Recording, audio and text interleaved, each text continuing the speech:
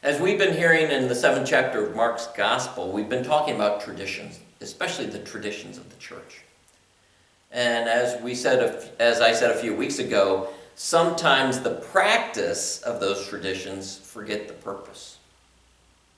Well, we want to establish those traditions because there are certain things that are taboo that we want to keep out from encroaching within that which maybe our family life or our church life, because there's something offensive about those taboos. In Mark 7, Jesus encounters a Gentile woman, and then he encounters a diseased man, both which were considered taboo according to the traditions of the church. And what those traditions wanted to do was to protect the church, protect the temple, protect the leaders, and protect the people from becoming unclean with their encounter of those things. We want to do the same thing with our traditions.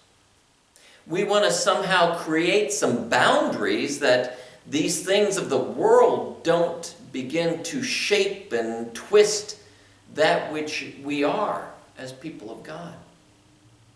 But too often these teachings, instead of creating boundaries, they cause barriers.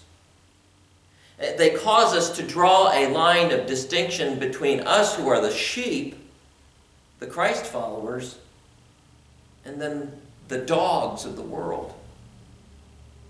Indeed, those dogs are unworthy. There's an unworthiness about them because of the things that they hear. They are distracted by their ears.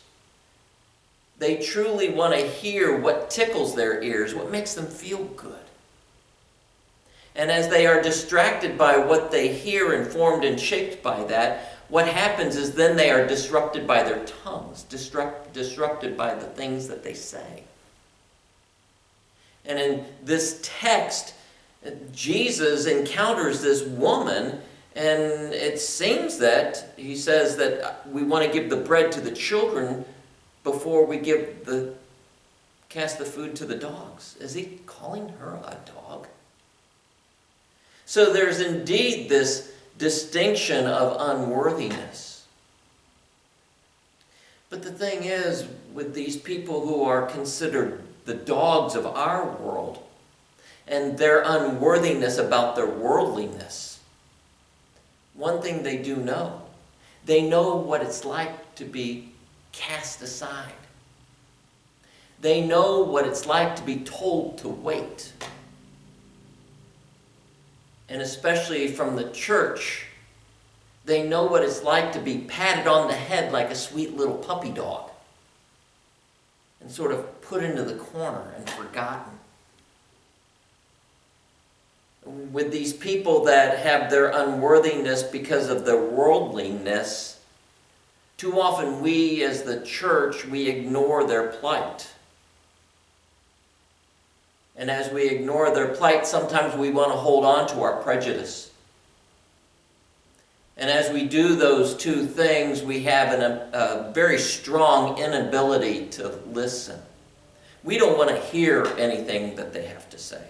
We don't want to deal with it. We just want to keep it outside.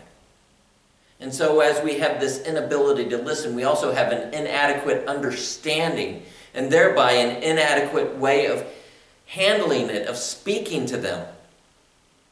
We'd rather keep them at a distance than having to deal with their circumstance. That's the first take. Next, take two.